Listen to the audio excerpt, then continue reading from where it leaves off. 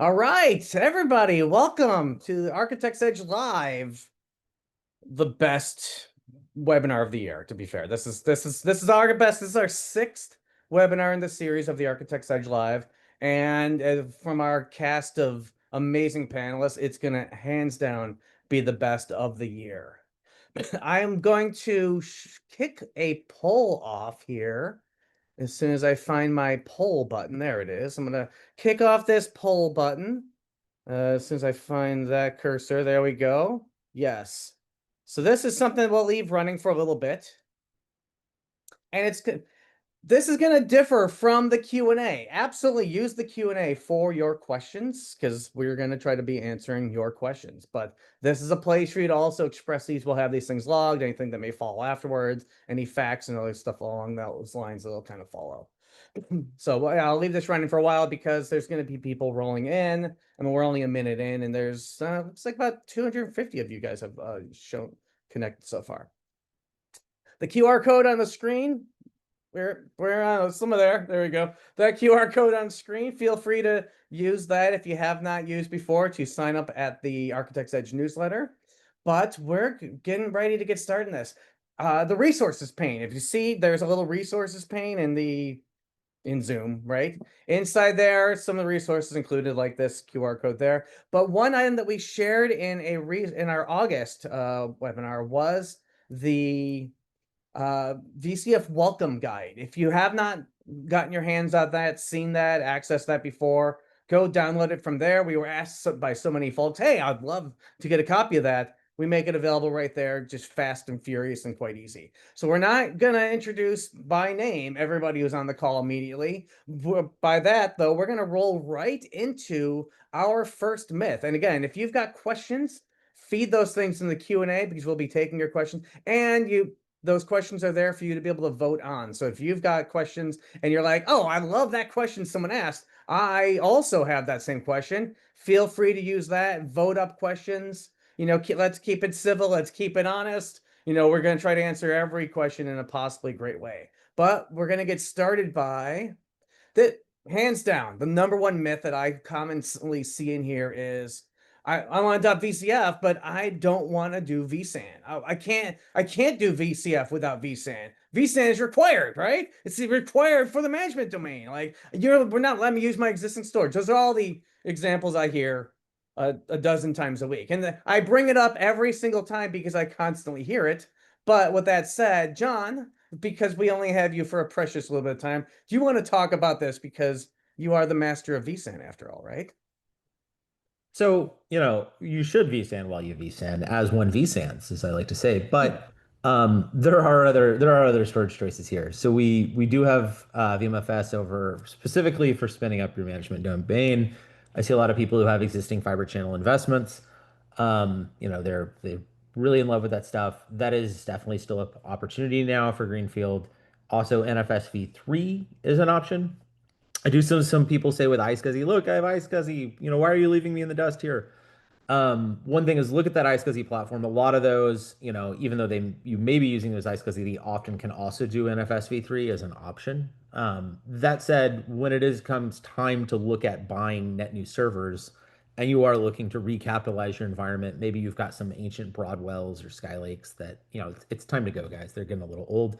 You should be looking at vSAN ready hardware, making sure you've got the NVMe backplanes that are going to support express storage architecture so you can go forward with that because you will have those licensing entitlements. As well as even if you're not doing vSAN, you should be looking at that vSAN ready hardware so you can support memory tiering and some of the other capabilities that need fundamentally the same configuration. They need the same hardware that we have with the ready nodes. There is choice there. We allow choice, but we obviously have strong opinions. The vSAN does have some unique capabilities, and we talk about that quite a lot in terms of we can automate the bring up of that. We can handle that all the way to bare metal, and we also can handle patching end to end. So, VCF is a great lifecycle solution. It can uplift your entire environment to a new version. With vSAN, it upgrades the same version. It does all that for you. If it's external storage, you are going to have to go sit out there and get your HCL charts and figure out what storage microcode versions and what fabric versions and upgrade, make sure all that stuff stays in support. So we do make your life easier with vSAN, but yes, you do not have to have vSAN in order to deploy VCF. Now, and Eric raised the point. It's nice that there's a choice, but we're still pushing vSAN. I will say that is Eric. There's a great point. That is, well, we developed vSAN. We're making it better. We're making it one of the most performant and powerful. And 9 is a perfect example of that. So of course we're going to push you to try to use some really good technology, but we don't force you to use it, which is kind of the distinction compared to like VCF 5.1 and earlier. Yeah, it was vCenter of the highway, right? Now it's like, yeah, do what you want, but I'll give you some compelling reasons and justification to use vSAN, right? Because it's very powerful. John, do you have any favorites? I mean, there's been so many white papers and other things that have been released recently on some of the benefits and enhancements around 9 that you would call out as next generation versus how 8 and prior happened to be. So Jeff Hunter actually posted the link in the chat, and I think Jeff actually wrote this, the original draft. But I wrote one of them. He wrote one of them. Why vSAN for VCF? That goes through that long list. Going through 9 now, with 9.01 that we've got under TQR, the global deduplication and all the new capabilities. We've got the data protection. We've got the integration for do the snappy replicate stuff with VLR. We're really kind of, we can do clustered disks. It used to be when we started with vSAN 10 years ago, often there were limitations. We couldn't cover kind of every use case and workload, but we've got those data services. And particularly, I encourage you to go out there and price those drives. Read intensive NVMe, enterprise TLC drives. Those component costs are 16 cents a gigabyte. You can often buy them from OEMs in the low 20s. That is a very, especially when you layer on top of that compression, when you layer on top of that thin provisioning, when you layer on top of that dedupe, that's just a really compelling cost model for VCF customers. So I would look at those data services, look at how easy it is to do things like vSAN encryption. It's easy, low cost, and really, really fast. So. Absolutely awesome. Any last word about Victoria? You're a rock star. You're amazing. You talk about vSAN all the time. You are the voice of the customer, of the field, of the vSAN, and so forth. Any last parting words you want to share on that before I throw you under the upgrade disruptive truck on the next question? No, I think obviously John handled that perfectly, but thank you for the call out. I appreciate it. Well, then, speaking of Victoria, right? Because I want to talk about, let's roll into myth number 2. Upgrades are disruptive, requires new hardware. We got to go greenfield for everything. I mean, I know you talk about this, and anyone else is free to answer on that. But you're the first one I think about on this because you give some of the best answers and the best whiteboarding ever. Thank you. I appreciate that. So if you're upgrading from 5.2.2 to 9. That is a non-disruptive upgrade, even though what we're doing from an architectural perspective is completely, we've completely re-architected how SDDC Manager interfaces with the entire ecosystem and how VCF Operations, formerly ARIA Operations, really attaches to that private cloud ecosystem. So effectively what we're doing there, and I'll go more into the upgrade kind of expectations is, we're taking ARIA Operations, we are, transforming it into VCF Operations. What I call that proper now, because that is a fully baked private cloud observability and management like interface, like single pane of glass, right? And what it's doing is it's back-end connecting to the existing SDDC manager, where that SDDC manager, in fact, is passing API calls from VCF Operations now into your ecosystem. So all of your subsequent vCenters that it is managing, right? But then also what we've done there is we've added fleet management to where now you can ingest existing, VCF instances that you've upgraded to 9. Okay. And you can, observe those, you can manage those, you can lifecycle those all from VCF Operations. So what we've done really is we've taken all of the really fantastic capabilities of SDDC Manager, and what we've done is we've leveled it up into VCF Operations. So the upgrade, getting back to the original question, is non-disruptive The requirement is to upgrade operations to VCF operations 9.0 prior to anything else, right? Because you want to prep your environment. And remember, everybody, this is a pre-engineered solution, right? This is based on 22 plus years of best practices from an industry where VMware by Broadcom really has spearheaded the virtualization market in terms of enterprise virtualization, right? And so what we've done there is we've taken all 22 plus years of that experience and that customer feedback, and we've really baked all of that into this platform to give you these achievable outcomes non-disruptively, right? And now, we do have some things that are coming down the pipe for future releases. But as it stands today, if you uplift your environment to 5.2.2, or you are on a vSphere, like vanilla vSphere 8.0 update 3, right? And you want to go into a VCF 9, now 9.0.1, because we just got a maintenance release a few weeks ago. You can do all that non-disruptively, as well as brownfield import these environments.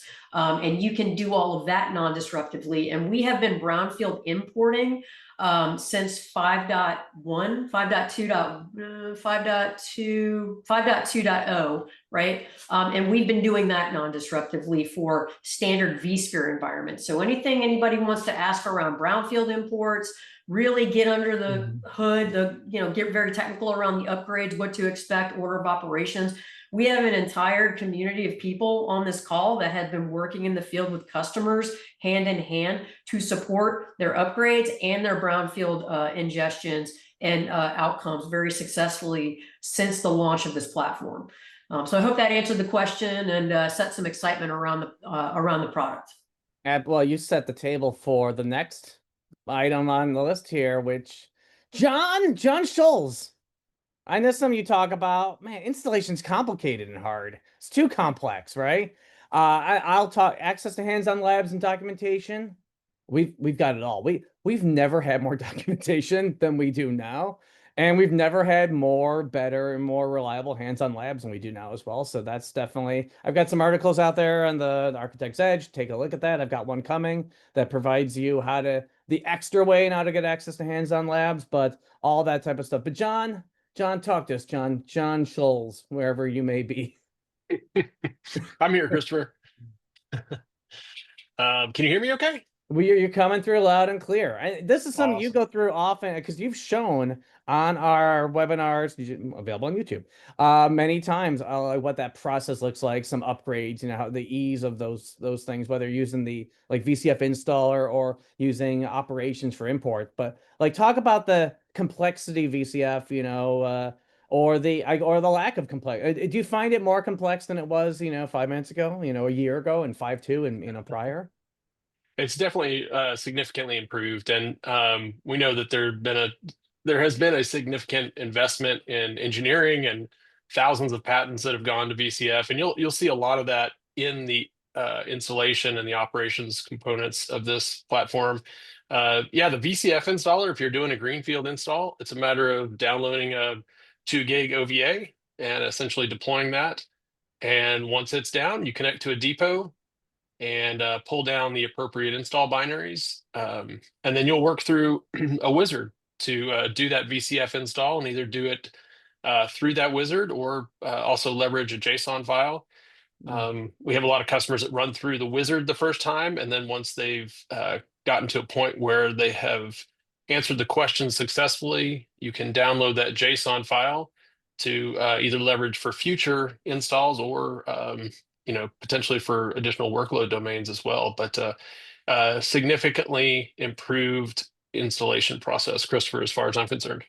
Now, installation's fine, but talk about management, right? Because that has changed. Operations is more important than it ever has been before. That seems fair, right? Yeah, absolutely. Operations is becoming a keystone of the platform, from a fleet management standpoint, from a licensing standpoint, and then obviously the traditional capacity planning and reclamation and right sizing that are things that have been operations focused in the past. But the licensing is the big one. Operations is going to be the cornerstone for licensing moving forward. and either connecting to the Broadcom support portal to download entitlements, or doing an offline dark site type of connectivity for licensing. But yeah, Christopher, a lot of those components have been pulled in. Identity and access management, and then your favorites, certificate and password management too. So yeah, operations is a key component of the platform these days. And actually, I'll mention too, is something that customers who aren't ready to dive into the full VCF 9 install, upgrading to Ops 9 is going to be something that is going to need to happen for licensing. And so that's typically a component that customers are moving to just to start their journey to VCF 9. That's perfect. Yep. I'd say, Brock, you're out here with us. You guys know Brock, brockpeterson.com, the amazing source, Brock's GitHub, if you want to drop that link there as well, Brock. But an amazing source of dashboards, management, all those types of things. And you've been living in operations for a minute, right? For a Blue Medora minute. You've been around the block, right? Yeah.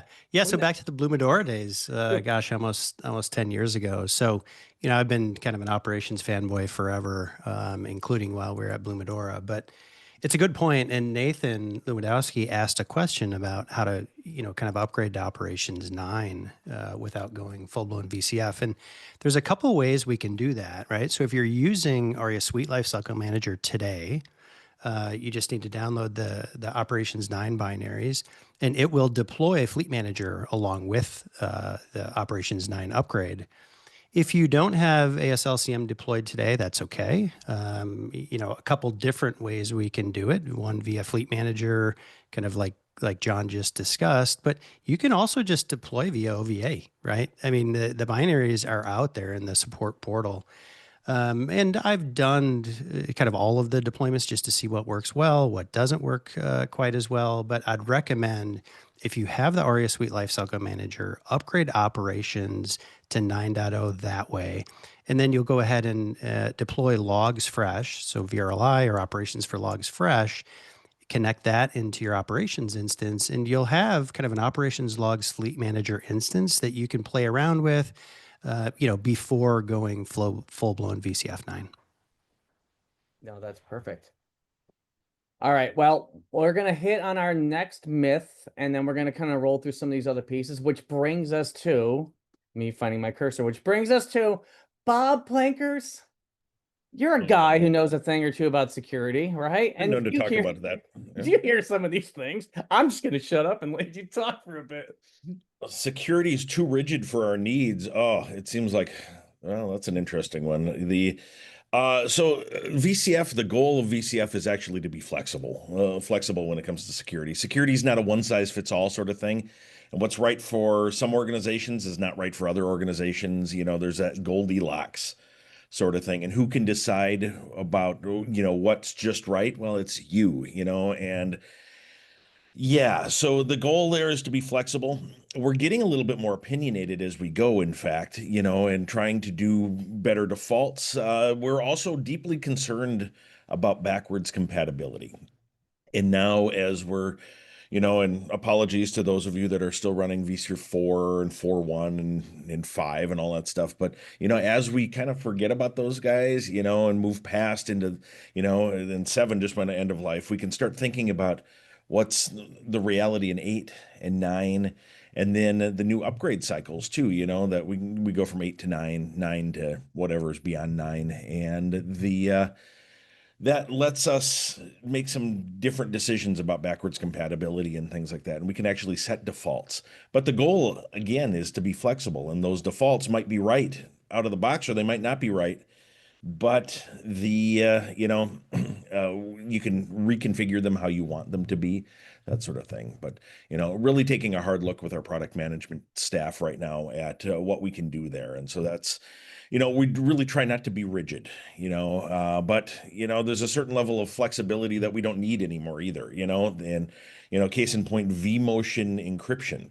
Why is that even a thing anymore? And that's actually one of the conversations we're having right now. Why isn't it just encrypted by default? Actually, by default, it is encrypted, but it's set to opportunistic. And opportunistic says, that basically if the CPU supports AES-NI encryption parameters or encryption commands, then it'll be supported. And that's every CPU we support right now. So by default, it's on there, but why isn't it just pinned to required? Can we do that? That sort of thing, because it's happening already. So lots of that.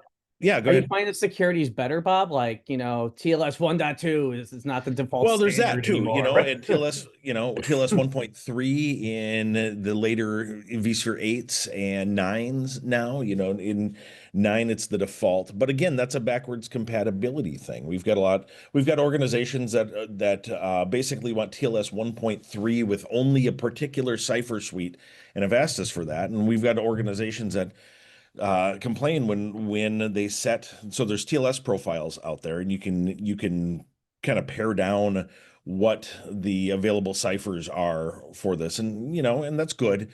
It makes compliance scanners happy at the very least. We don't consider any of them to be insecure, but a lot of it's the post quantum cryptography, the forward-looking stuff, perfect forward secrecy sorts of concerns, and we get that and we understand that, and so the keeping up with that, having it TLS 1.3 is the default. And what I was starting to say is we get people that set the TLS profiles like the 1.3 profile, and then they discover their monitoring system that's on Windows Server 2012 or whatever, something old, can't speak that, and so our customer base is large and there's an inertia to it, but we're all kind of moving forward and again being flexible. The CVSS, the advisories, the VMware Security Advisories or VMSAs. CVSS is the Common Vulnerability Scoring System, and so that's a number between 0 and 10, 10 being the worst, and there's a formula for calculating that. And so the advisories get a score, and it's software. We discover things.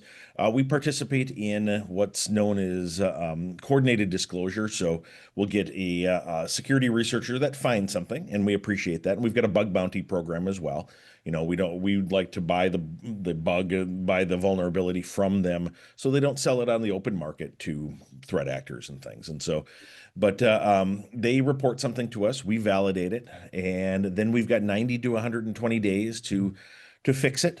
They won't release it. They want to eventually publish their work and take credit for it, and that's fine. We support that. But give us a chance to work it into our patching scheme. Sometimes we need to do a little bit more research. Sometimes what they found is not actually the root cause of the problem. And so we need to go a little deeper and work that out. So every bug is different in that regard. Every vulnerability is different. We try to think of, is there a formula for how we put this stuff out there? And, there really isn't. It's kind of, look at the situation and see what the deal is. And sometimes if it's simple, we'll just publish it, hey, and you should patch. And there's really not anything else that we can recommend than patching. Patching removes the vulnerability. And we've done a lot of work, especially in VCF 9, to remove friction around patching. Lifecycle Manager is top notch nowadays. The live patching stuff. So we introduced live patching in vSphere 8 update 3, but the scope of it was so narrow on ESX that we've never been able to use it. And so 9, that scope expanded, and 80% of the patching that should be that happens. The goal, again, they're all different. So saying a number, if we say 100% of the patching, we know we're going to lie about that because there's going to be something that requires a reboot still. But 80% is a nice number. Targeting that for anything that you might need to patch ESX for, being able to do that in a live patch sort of thing. And then update releases, things like that, we'll still need to reboot. There's too much change going on there on the host in order to do it in a live fashion. But so don't break vMotion. Don't keep your vMotion up configured and things. But advisories, they are what they are. Usually the complaint is that we don't have enough advisories. And this, I'm trying to phrase this so that I don't seem like we're cocky about it or anything like that. Right? It's the predictability that's the problem. Our advisories are kind of a surprise. And, whereas other vendors have so many advisories that they can, that you're going to have to patch and reboot every Tuesday, first, second Tuesday of the month or whatever, and it comes down to predictability. That's usually the main complaint. And so, I don't want to have more advisories, but one of the other things that we're working on is, can we have a repeatable patch thing? Can we have a patch, a quarterly patch? Can we have a monthly patch? How does this work so that it's predictable, and how does that fit into our development cycle? So these are things that we're thinking about doing. We're not thinking about introducing more vulnerabilities so that we can be predictable. And we apologize for that. We've actually, again, tried to go the route of trying to make patching more friction free, and I think that's working. The lifecycle manager stuff is, like I said, top notch. It's a lot of feedback has gone into that, and the engineering teams and the PMs for that have taken a lot of feedback and acted on it. And so that's really cool. Yeah, I did like how that 9.0.0.100 was a live patch, but 9.0.1 was yeah, not. actually. But that's fair because it's a major release, right? 901. Well, you should, Well, yeah. And things will show up as live patch eligible. I can't even talk anymore. And and so yeah, you should be able. What it'll do is it'll put the host in partial maintenance mode where VMs aren't coming and going. It's a static state, a known state, and then it'll replace whatever it needs to. And if it needs to change the virtual machine monitor, it's like an internal process to process sort of vMotion that goes on. We call it fast suspend resume, but it's, basically internal vMotion, and it's very quick. It's meant to be painless. If you're worried about it, you can still vMotion, we still have all the flexibility of all of the old ways as well, so. And you're finding, or maybe you find, when we see, I don't know, news reports come out around threat actors that compromise an environment through ESX. Yeah. Typically it's unpatched, Well, unsupported. ransomware agent, groups right? will use whatever techniques are available to them to get in. They want to make you pay. And actually, I am of the opinion, and maybe it's unpopular one, that ransomware threat groups are not actually the ones that are the scariest. It's the ones that break in and They don't encrypt your stuff, right? Yeah, ransomware is this big, loud, noisy thing. They're there eventually. The people that sneak around and are just quiet about it and just sort of infiltrate your organization. You see with big stock market movements nowadays, you see that, somebody bought, there's reports all the time of somebody bought this company 2 days or shorted a company or whatever 2 days before the news came out. dirty. Well, who's doing that? There's always somebody that knows. And my mind always goes to threat actors that are sneaking around in the organization that have this information and don't feel compelled. Criminals do not feel compelled to abide by the SEC regulations, and so so there's that. Those folks are the scariest. But ransomware actors, they'll use whatever's available. So if you're not unpatched, they'll use a vulnerability. Scattered Spider is a popular one lately, UNC 3944. They call and this is a technique they learned from the Las Vegas intrusions back in fall of 2023, where MGM Grand, the attackers looked up the Okta administrator's information in LinkedIn, and then called the help desk and impersonated him, and the help desk reset his password, and at that point it was game over. And so Scattered Spider, guess what they're doing? They're doing the same thing. They'll call the help desk and ask for somebody's password to be reset. Oh, I forgot. I just changed it. I forgot it. Whatever. Or they're emailing the users and impersonating the help desk and, hey, we need you to run this command on your PC. And social engineering works really well. And so they use those techniques. They use technical approaches, vulnerabilities and weaknesses in identity platforms. And it really comes down to this idea. Defending against it comes down to the idea of zero trust. We've been talking about zero trust for ages, but actually doing it. And organizations are resistant to it because zero trust means telling their identity management team that we don't trust you anymore. And they take it personally, and they shouldn't, but they take it personally, and then they don't, and then they get breached, and it all goes downhill from there. And so zero trust means no trust, less trust, and you see diagrams of zero trust architectures that have all of the cloud in it, public cloud in it. It's like, what the heck? This is the wrong direction, guys. You've got way more attack surface. And so keeping it small, bringing it inside, I liken it to a castle. A castle is not a zero trust sort of operation, but, also having defined boundaries and, moats and alligators in your moats, and the ability to detect things. Monitoring is a big thing too.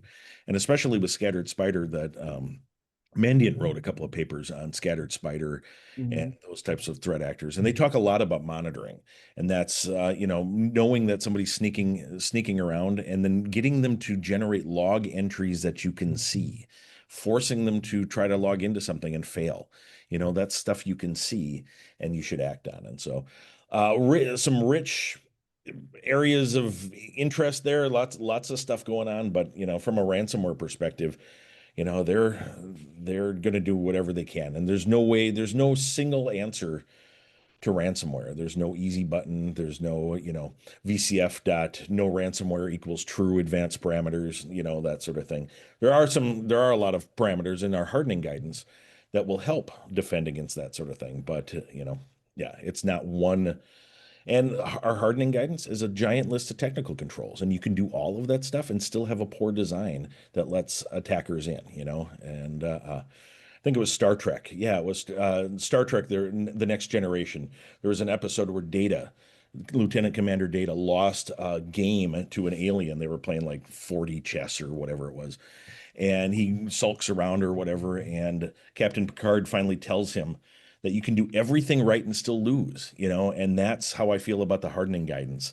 You can do all of it and still suffer a breach because of something else. So you got to think holistically, and you have to really start thinking like an attacker. How would they get in, and what are you going to do about it? How would you find them? So I've taken a lot of time. We can move on. No, but it's so important. I mean, this is some kind of key kind of pieces. When I think of security, one of the first areas that tends to let me get to is kind of feeding into NSX, right? NSX has been a place where we try to address some of those things above and beyond. And let's remove the nomenclature of NSX just because there's some stigma associated with that, and kind of think about it as VCF networking, right? It is kind of a modern take on that. And for that, Mo and Andrew, you guys are the NSX gods. I want you to talk about some of these myths, some of the things you're hearing, some of the problems you kind of face, how these things may not necessarily be viable or true, or issues or things you've been seeing show up in the Q&A in the chat. And then after that, we're going to roll into some of the live questions you guys had before we move back to some more myths. But so Andrew, Mo, you guys feel free to talk over each other. I mean, Mo, you can start if you like. Well, when you're on the call, I can't. And now, so I believe that's a big myth that has always existed about NSX.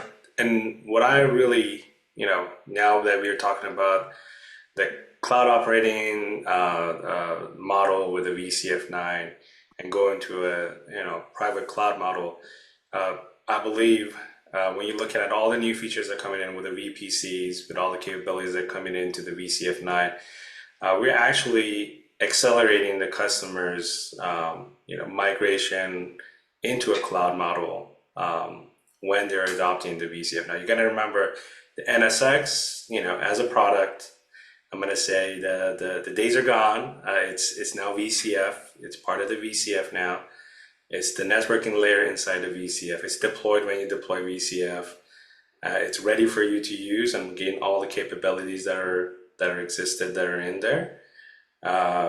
It's a great time for a lot of customers to look into migrating to, as they're migrating to VCF9, migrating to the new networking model of our private cloud, which enables you to be able to have multi-tenancy, gain all those capabilities with the automation and self-service capabilities that are now existent in VCF9. And I think I'm going to let a minute for Andrew to talk about the security portion. So yes, from the security standpoint, I mean, I like to harken back to what Bob was talking about with zero trust. Zero trust is very important. I mean, look, Bob's a coworker of mine. I don't trust him. I mean, zero trust is very important. You gotta have your boundaries up. But all joking aside, it's a different way of thinking with vDefend and how you're going to start microsegmenting your apps, because you have to start to believe, like Bob was saying, that nothing is trusted. For a long time, I've been in, I may look young, but I've been in networking and security for now 20 years or so. Man, has time gone by. What we had was we didn't trust things that were on the outside, but the inside, once you were in the enterprise network, yeah, we did have some, perimeter firewalls that were there, but overall we trusted that. But now that mindset has gone away over the years, because we know that, once they get inside there, you had the hard shell, but then on the inside, it was nice and gooey and soft because they can start performing lateral movement. So now, we rightfully so don't trust any part of the network. And it's a hard pill to swallow in the very beginning, because no one wants to hear that the network that they have built could be potentially vulnerable and have lots of open areas and Swiss cheese firewalls. And that's not their fault. Managing a data center at scale is very, very, very difficult, especially from the security world. We got to make sure that we have our applications working. They have to be able to service the customer. They have to make money for the business. That's important. But security needs to be on the forefront of our minds. It can't be secondary. It can't be something that we're thinking about day two. It really needs to be even through the development process of the application. This is where it's so valuable when it comes to containers and microservices. As you're developing that application, you're security first, you're security focused.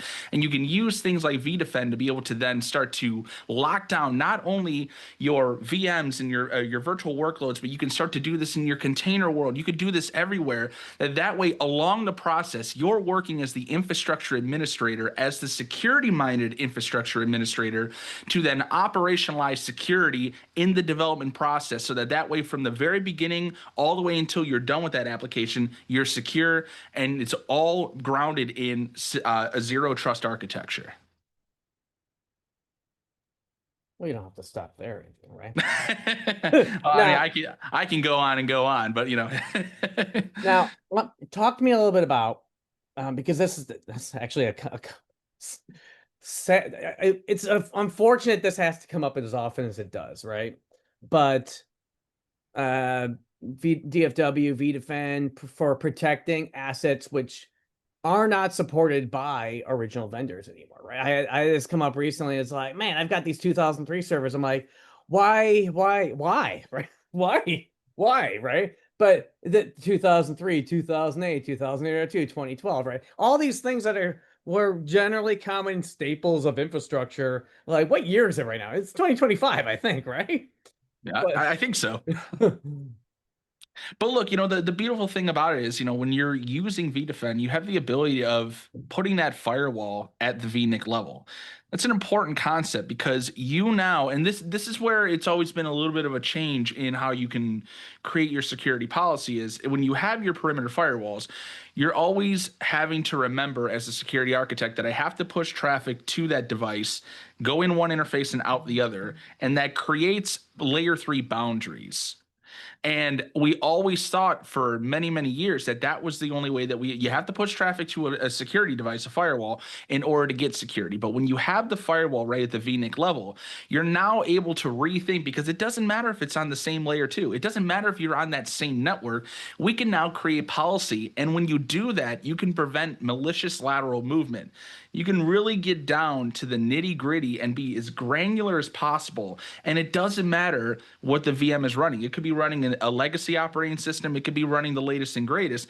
And it doesn't limit us the ability, like in an agent, where it might only rely upon the operating system's firewall. So we have that ability to really get down and deep and really achieve zero trust all the way down to that virtual machine level, or we can go to the container level, any one of those things. And that's a powerful concept, and it allows you to reimagine how you can build your security policy. Absolutely. Yeah, I put an article on that recently as to, even though it's an unsupported operating system from vendor X, it's still, and we don't quote support it, but we didn't deprecate it, like remove its functionality. We said, hey, it still works. It's just we don't support it because the original vendor doesn't support it, but doesn't stop you from running it, because you are, right? You are running these things for whatever those reasons happen to be. All right. And one more thing I just wanted to throw in there. One of my other favorite things is, look, the ability of being able to use the tagging functionality and the apply to field. is a very big thing. And if you don't understand what that means, essentially what it means is you can now add this information, this additional information onto an object in inventory, like a virtual machine, for example. And we can add more information to it, like, hey, it's a Windows server and it's going to be a web server and this and that. We can then start to have this dynamic grouping. We create these groups that are matching on these tags and they dynamically are added in. From a private cloud functionality, that's pretty amazing because now as you're using your automation to be able to spin up your virtual machines, you can add this additional data to there that will then dynamically add these to the groups, and those groups are used to create policy. So no changes need to go through where, oh my God, I just decided to add this new server. Now I got to make sure I go over to the firewall team. I got to put a change control, and they got to add it to that IP address to the group. Or what if it changes? What if I drop it down? What if I make some kind of change into the environment? That now is slowing down your operations, your ability to respond or protect it immediately when it's brought into the environment.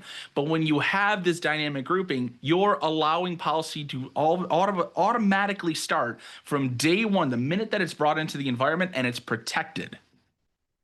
Oh, I love it. All right, we're gonna take a break from my myths for a moment, right? But don't miss it too much. I'm gonna stop screen sharing, and we're gonna take some of the questions that you guys have been furiously asking so we're gonna answer those live, which I'm gonna kick it over to William and then other folks who have other questions they want to address. But William is the meister of all things, so I want some good William time here. I appreciate it.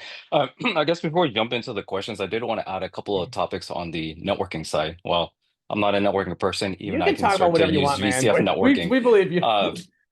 But a couple of things I would say on the VCF networking side, because there was some commentary I saw around, like, what are some out of the box security benefits, right? One of the biggest things that we brought to VCF networking, I think that was a great way of thinking about it rather than just the NSX component, because there was a lot of sort of legacy ways of how the product was stood up. And there were some challenges, right? So we have really simplified the bring up of the NSX configurations and those components, right? So as part of the VCF installer experience, it actually is very easy to stand that up.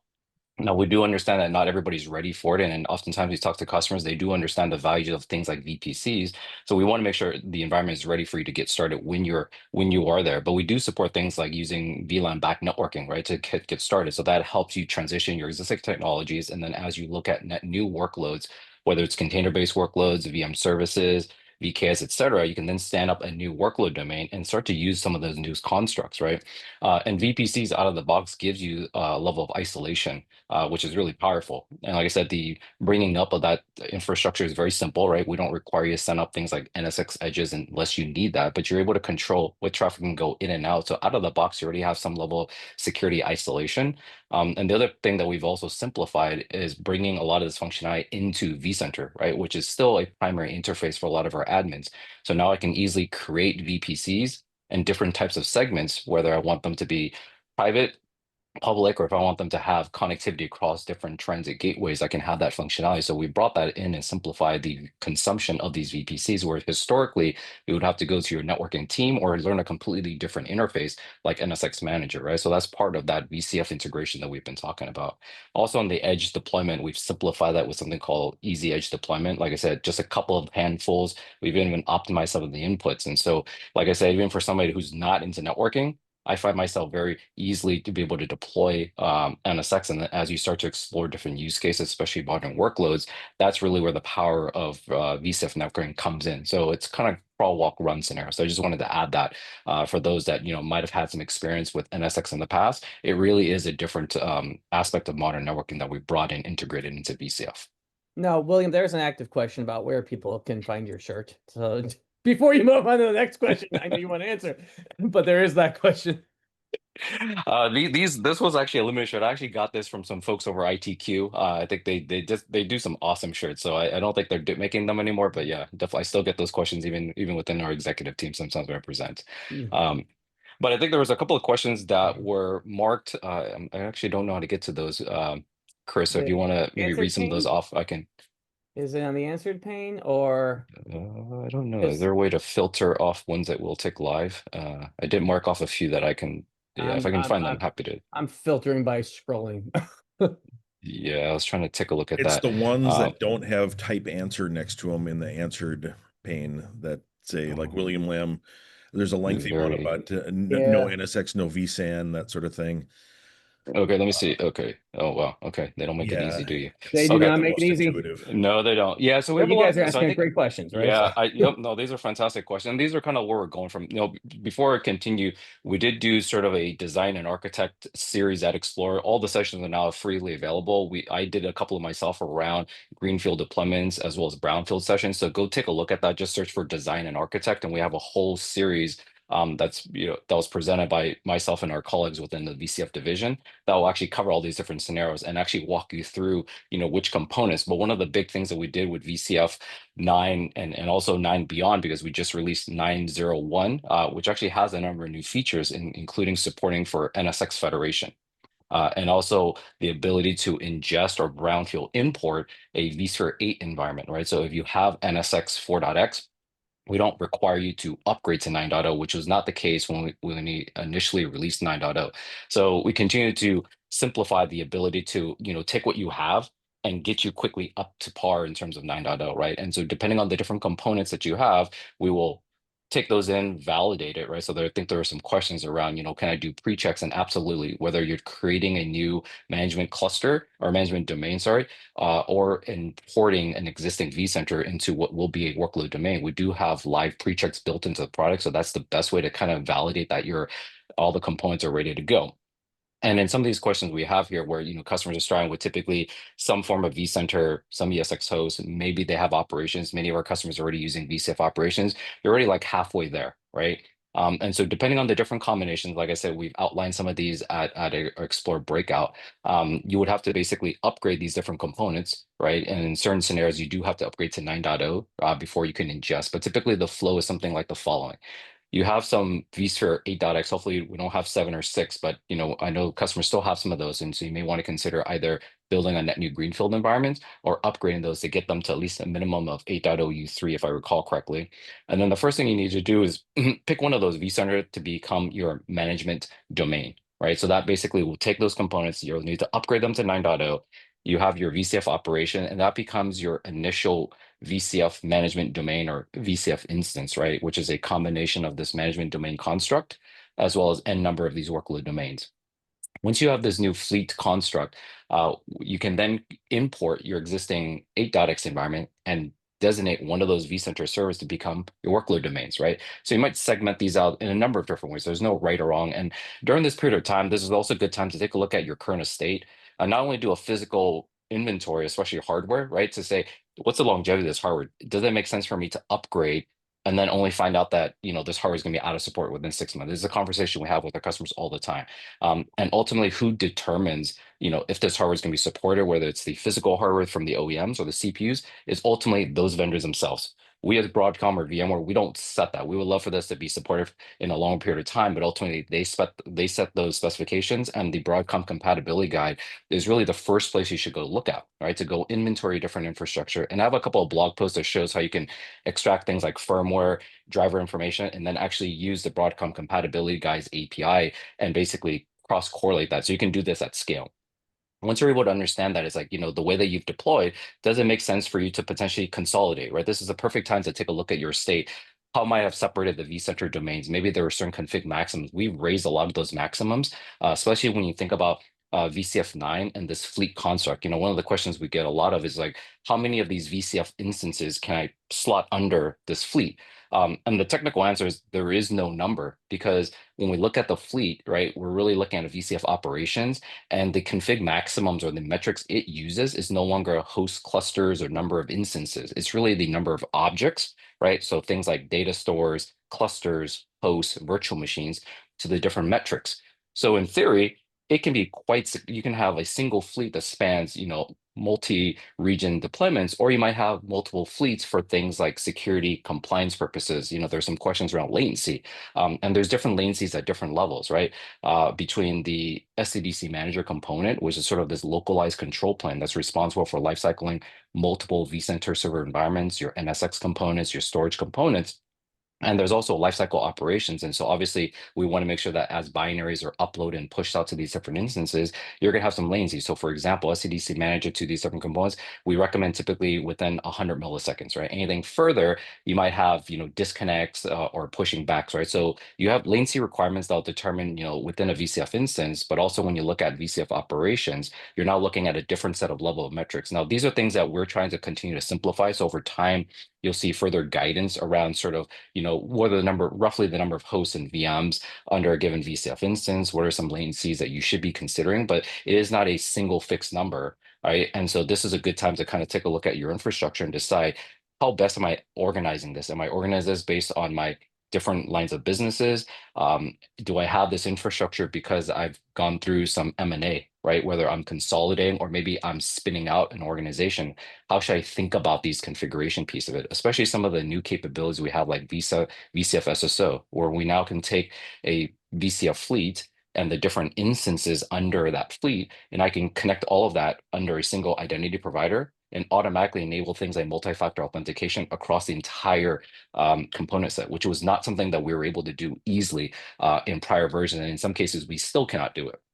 Right. And so really thinking about, what is your ultimately the blast radius, the availability, or some of the consideration, obviously latency between your users and the infrastructure that it's serving, latency across the management components. And then ultimately, are there other requirements you have? Maybe you want to have them geographically separated, or if there's other non-technical requirements that might require you to have multiple VCF fleets, right? So once you've set up that initial management cluster, you can then look at your remaining vCenter servers and decide, am I going to bring those in as independent workload domains, right? Which is really going to take your vCenter, convert that into a workload domain, and you're going to be able to continue to running workloads there. Or do I want to basically just move the workloads into a smaller subset of workload domains? So that's a conversation we've been having with a lot of customers where they're able to look at what they've got and decide what is that final end state, right? Especially as you think about hardware, and hardware refreshes has been a big trigger for a lot of our customers to decide, hey, I'm going to now go and build out some parts of that infrastructure as a greenfield,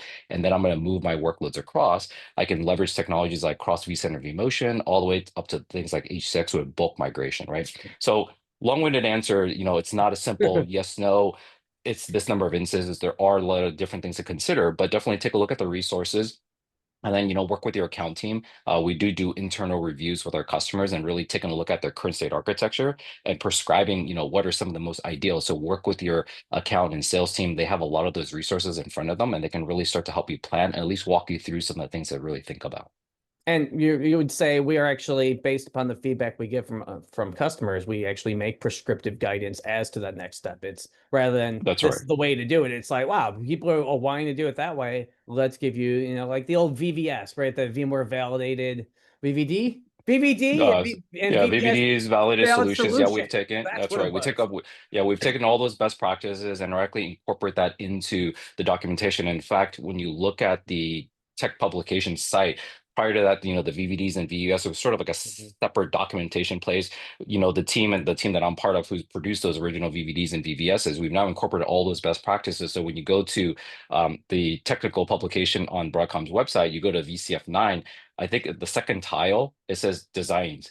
And you go in there, we have both the design libraries and also some of the prescriptive blueprints that we're seeing today. And so one of the things we did, as part of the development of VCF 9 was really to go and survey our large customers. In fact, maybe some of the customers on these calls were part of that survey to really understand what are all the different components that you've deployed over the years, right? What are the most common versions, common topologies, and how quickly can we get you from these starting points into your desired VCF 9 infrastructure? And that became the blueprint for us to start to build out these different best practices, right? Whether it's single site, multi-site, DR, and even all the way out into the edge deployment scenario, right? I know there's been some questions around like, what does edge look like as I have these infrastructure, and even infrastructure that might be mobile or disconnect over some period of time. And so we've really taken these best practices and put them into the documentation, into these prescriptive blueprints. But we do have internal reviews of customer sites. In fact, at Explore, we've met with over a couple hundred customers and really just talking about, here's what I've got. Here are the outcomes I'm looking for. How best to not only get to 9, but more specifically, what are the capabilities that I can start to use and start to show business value back to my organization? A lot of questions around private AI that I saw, right? That's interested in some of these things. Now, is there any other, do you want to go scroll through the list to see if there's other ones you wanted to address? and I'll Surely. chuck it over to Vincent and Dale and Brock and others to talk, because there have been some questions about automation as well. Hey, Right. Christopher, before you do that, just to There's add John. on, Yeah. I just want to add on to William's commentary there. As folks are looking at designing that architecture and figuring out how to deploy, they're looking to learn more about the platform. All of the courses that we used to charge for, all those install, configure, manage courses, all of the VMware learning, it's now included in those VCF licenses. So Is if you that are in the VCF welcome guide and the resources, literally has like the links and resources? exactly, Yes, it that's is. right. You Yeah. nailed it. Yeah. Yeah, it's important to mention that again because that's a Absolutely. significant value for all of the customers that have those VCF licenses that are looking to learn more so that they can appropriately architect and deliver VCF 9. Can I put this in a dollar context for you, John? Right? Let's do it. Normally, right? It's we've all been through those classes, right? It's like, oh, I want to go to this VCP class so I can go take my test or whatever the case was. Like, all right, I go and I find a $5,000 class. I commit 5 days of my time, 4 or 5 days, and then I go and I do that. Oh, I'm the VMware guy. Other people on my team also want to know it, but we don't have the dollar budget for that, right? Because we've been through there, right? Yep. Now we've said all that training, VCP, VCAP, a design, architect, all of the training. Yeah, it's yours for free. Well, it's part of your VCF entitlement, right? So free, Right. but it's part of your VCF entitlement. That which we used to aggressively charge for. I think that was a $500 million. And when you run the math, it actually works out like, oh yeah, that actually makes sense. Yep. That turned into a massive thing that because Broadcom doesn't believe that you should pay to learn how to use the technology that you pay for. Right. It's here's access to the resources, all of the resources, be educated and educate the rest of your team so that way you're all on the same type of page. That's right. Yeah. Sorry to interrupt there. I just want to get that in before we go to automation there. Well, this brings you in, you and Vincent and whichever one you want to say the more words, and I will spotlight you. Vincent, you want to talk to you about automation a little bit? Because you sure. Yeah, I saw a couple of questions in there for sure. So yeah, I mean, a lot happening in that space. And some of the questions were around, do I need some other tools and stuff like that. So one thing that we did in 9.0 from an automation standpoint, right, is we sort of broke up some things to allow for different use cases, such as more modern deployments of, like, let's say using Kubernetes, objects, let's say VKS clusters, VMs using the VM operator. We actually have an organization and sort of this multi-tenant kind of methodology now that customers can use to say, okay, here's this developer use case, this modern deployment use case for Kubernetes and stuff like that, and that's available. And then we still, of course, have our traditional capabilities for the most part that we had at 5. There were some things that we did deprecate, but this approach is more multi-tenant. More being able to integrate in with some of the components like the VPC, for instance, that we were talking about earlier. So you'll see that a lot more in the product. And also just the ability to deploy using a services UI inside of VCF automation now, or your traditional catalog, or the API or XS, right? We still have orchestrator and stuff in there, but really to kind of deploy those custom Kubernetes objects like VKS, manage those things, and really just have a set of services that can be consumed. So for instance, you go into a cloud portal, you see a set of services there to deploy a database, to deploy a Kubernetes cluster, deploy a VM, to create secrets, configure networking. Those type of options, right, and feature sets are available in VCF automation now. So when you go in there today, you'll see things like a services UI where someone or advanced user can go in and develop things using modern methods such as the Kubernetes style, manifests and things like that. So a lot of kind of capabilities around that sort of use case is in there in 9.0. And recently we just integrated in. I mentioned this in one of my answers as well, just kind of bring you up to speed on a couple of things we're doing with the former TMC capabilities of being able to apply policies to VKS clusters. So let's say you want to deploy a Kubernetes cluster and you want to apply a security policy or a quota policy, and then back that cluster up to a necessary compatible storage and restore it those capabilities are now in the 9.01 release in the VCF automation UI. So we're really expanding out our services capabilities to not only provide just a form that someone could go in and deploy a virtual machine, deploy a VKS cluster, deploy a database using our DSM services as well, but also be able to go in and still set up that developer catalog, that self-service with all the policies and governance that we're kind of used to. And then also we've introduced the VCF CLI, which is really nice because it gives us a really robust way to manage a lot of the components that you deploy, like your VKS clusters, your namespaces, and other objects within Kubernetes, and actually manage them. So you can do like VCF cluster list and actually see your VKS clusters and stuff like that, and so forth. So and you can still use like kubectl command. So really, one thing we strive to do with this version is give our customers choice and consumers the choice of how do they want to consume.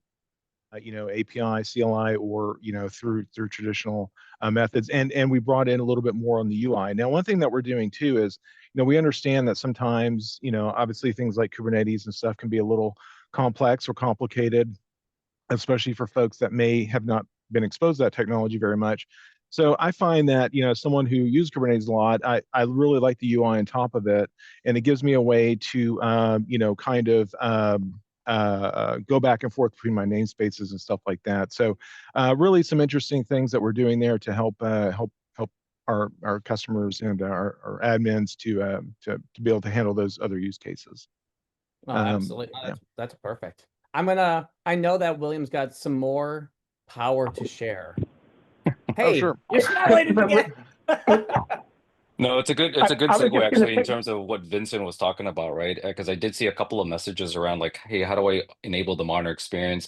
Can I mix workloads within the management cluster, especially for those just getting started, right? And there's probably good reasons not to mix it in production, right? But there are some environments where you're resource constrained. And so, we used to refer to this term as consolidated architecture. We've actually just scrapped that word altogether because it just doesn't really make sense. So at the end of the day, as a customer, you can mix your workloads with your management workloads, right? You can use resource pools to segment that out. And then over time, you might want to further segment that off further. So the answer to the questions, you can absolutely mix and match those. And then for customers that want to try this modern experience that Vincent was talking about, and I really do like that modern experience, especially from the UI, because now you can actually see that YAML manifest get generated on the fly. And I think there are some folks that can speak to VKS in a bit, but just this overall set of VCF services, right? Whether you're talking about VMs, containers, data services, private AI, you can easily enable this within the management cluster setup, right? So for those that are just interested in kicking the tires, I do a lot of home living. In fact, you can see my VCF 9 setup in the back. I don't have additional hosts for workload domain, right? So I'm able to do things like VPCs, VCF automation, VKS, all of this within the management domain. There's nothing that stops you from that, right? There's obviously things to consider from a production standpoint, but if you're just trying to learn and make the best use of the resources, you can actually do everything, within the management domain, and potentially even as a single host if you've got the CPU and capacity, but even in 2-3 host configuration. So definitely understand that you can do a lot of these things in a lab pre-production environment and not have to spin up a completely different workload domain, which may not have been the case for some of these capabilities in the past. So again, we try to make it simple for you to get started, learn about the capabilities, and then roll that out into production. But I know there's some folks that can definitely speak a little bit more about our VKS. Well, absolutely. And I'm gonna, not to revisit my myths, but myth number 6, understand Kubernetes containers, how to use it. And I'm going to stop sharing again. Chris Catano is going to kind of kick off that. And I will say, I highly encourage our May or June Architects Edge. We had Brian Sullins on talk an hour on this, but we're also going to have Brian Sullins talk today on this, but you can go back and watch that one as kind of that initial intro into understanding VKS. But go ahead, Chris, take us on a journey. Yeah, can you hear me all right? You're coming through loud and clear, sir. Awesome. Yeah. So one thing I'll say is there's a lot to be said about being able to responsibly adopt at day 0, 1, and 2, and going forward. And what we typically see are that people are in charge of a particular technology set. They have a particular operating model, and they're encouraged to do things. For example, folks within infrastructure are primarily focused on consumption, capacity planning, performance, uptime, and availability, and overall architecture. A developer and a software engineering team is really looking at being able to build out pipelines, being able to develop code quickly with high quality, debugging and accelerating completion of projects using agile technologies. They're very different. And so what happens is you find that there's roles in RACI that come into play where do I want to be having my developers building images with OSs in them and being responsible for the vulnerability patching and scanning and upgrading of that? Or do I want them writing the code and actually doing a lot of the compiling of the artifact that we're then going to catch and run with something like Kubernetes?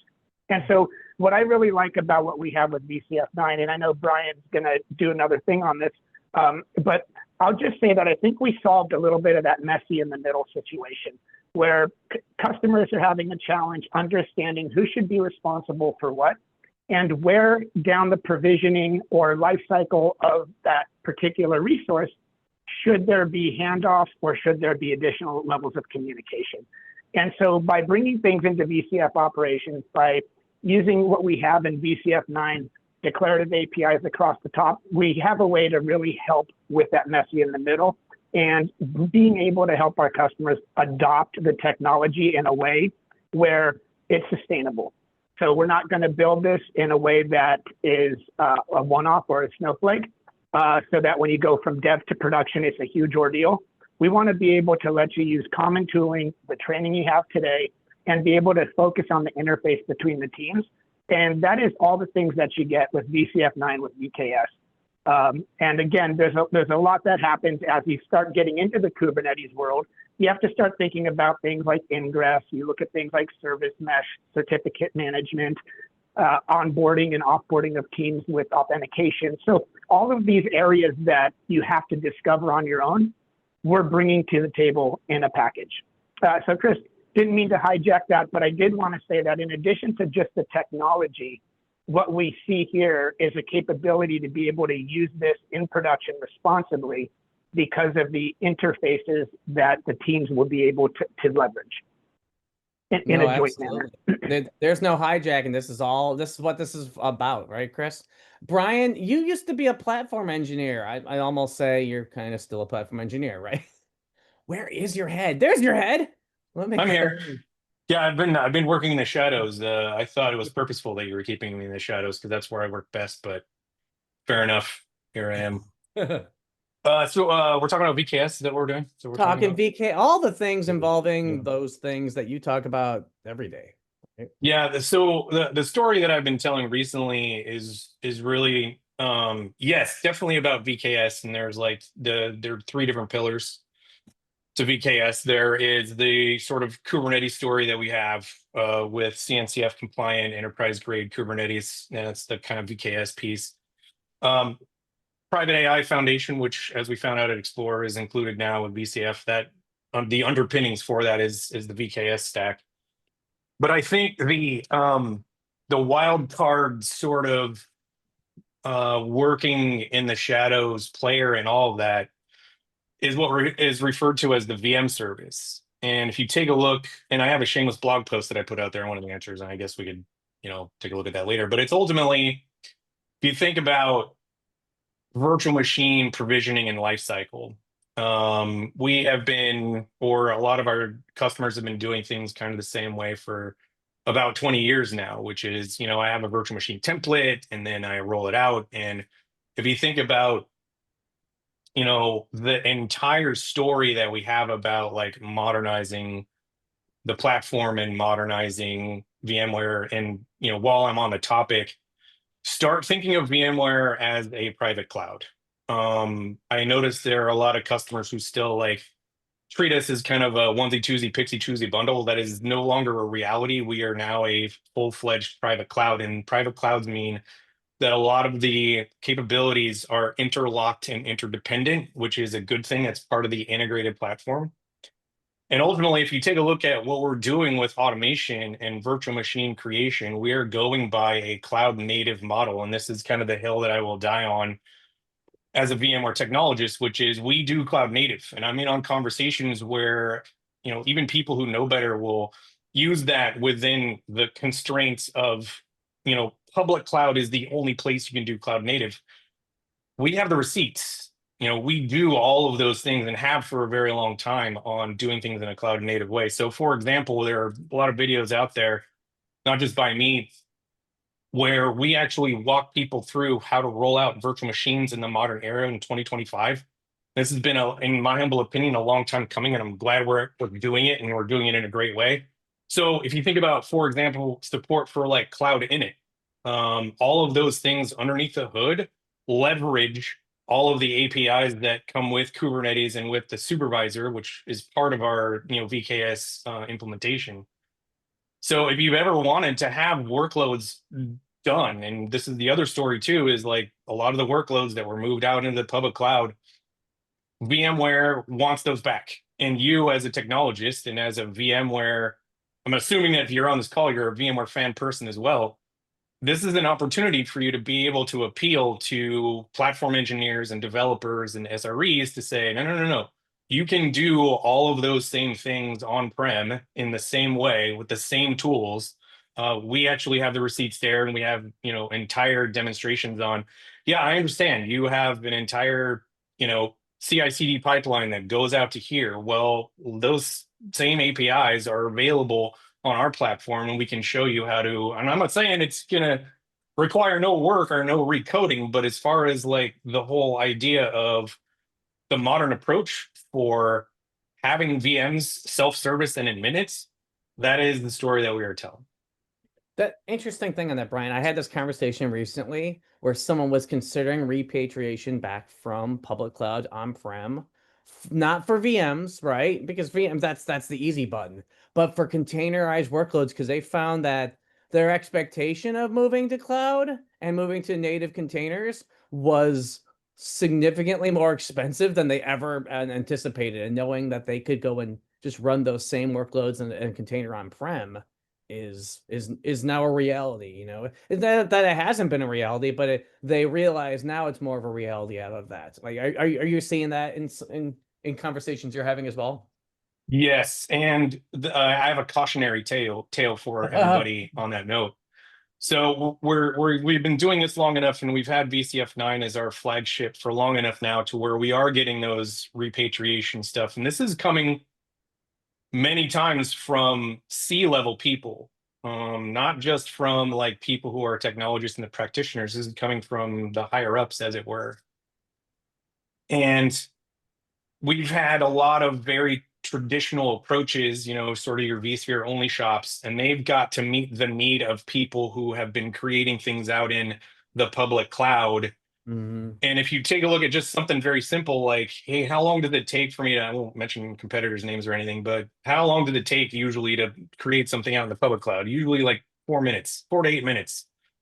So the cautionary tale ultimately is if you are trying to repatriate workloads, eventually the team who created stuff out in the public cloud is going to be on a Zoom call with you as a VMware technologist person. And they usually ask, like, the first thing they typically ask you is, okay, well, where do I start logging in to make my VMs? If you don't have that, that is going to be a very tough conversation. So therefore, leaning into our cloud native approach on VCF as a private cloud is going to be setting you up for success when that happens. Because giving the platform engineers and SREs who are used to this, if you give them the answer of, well, we roll out a template and then it's got to go through a bunch of approvals and you're going to get it in a couple weeks, that's not typically an answer that will fly, even with some of the higher ups in the C-level people. One more thing, one more thing, and then I'll shut up and let other people say things. But if you are like, hey, Brian, we don't have devs. We're not a dev shop. We're not an SRE. We don't have SREs. It's us against the world, right? Keep in mind that with a cloud approach and with the modern approach, right?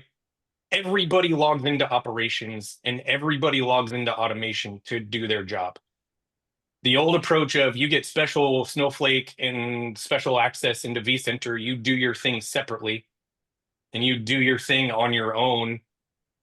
And then, you roll that out while you drink your coffee is not really a thing anymore. Really, ultimately, everybody logs into the same thing and does things the same way. So even if you're not a dev shop and you're not an SRE shop, standing up automation with VKS is the underlying thing.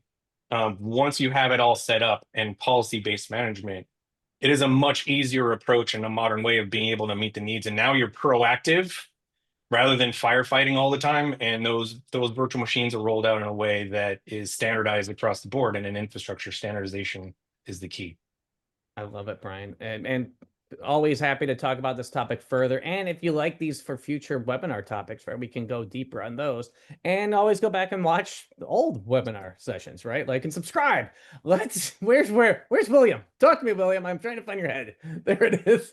Yeah, I think before I answer that one question, I do want to hit on something is that, the VCF 9 platform really allows you to not only deliver modern workloads, but it's also modernizing your operations and your existing practices. Like Brian said, VM provisioning, workload provisioning in general is something that just doesn't change, right? Because it's so complex, right? A lot of this stuff is based on how your org is set up. And one of the things that the supervisor services, right? It's not just VKS because not everybody's ready for Kubernetes. But if you look at things like private AI and data service managers, they'll be able to manifest databases and private AI build agents and all that stuff.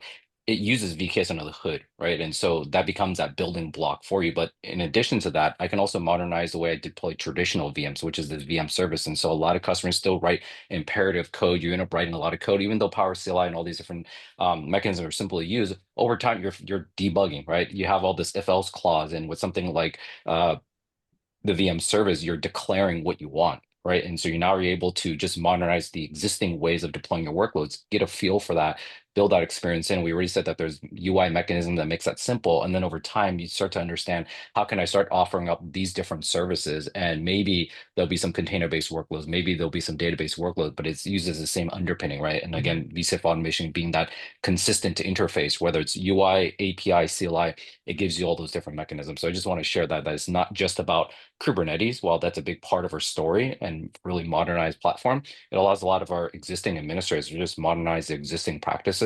And that goes leaps and bounds when I talk to customers, because that's something that they want to do, but just don't know how to get started. And now you actually have a platform that can actually help you. And the first step is really just taking a look at some of these building blocks, right? As something as simple as the VM service. I'll just quickly jump because I know there's some other questions that folks want to answer too, but there was a question from Marcel around, hey, I've got this large, quote unquote, legacy vCenter, and I've got different vSphere clusters that is a shared environment, and they're designed for different types of, or optimized for different licensing purposes, whether it's SQL, Linux, etc.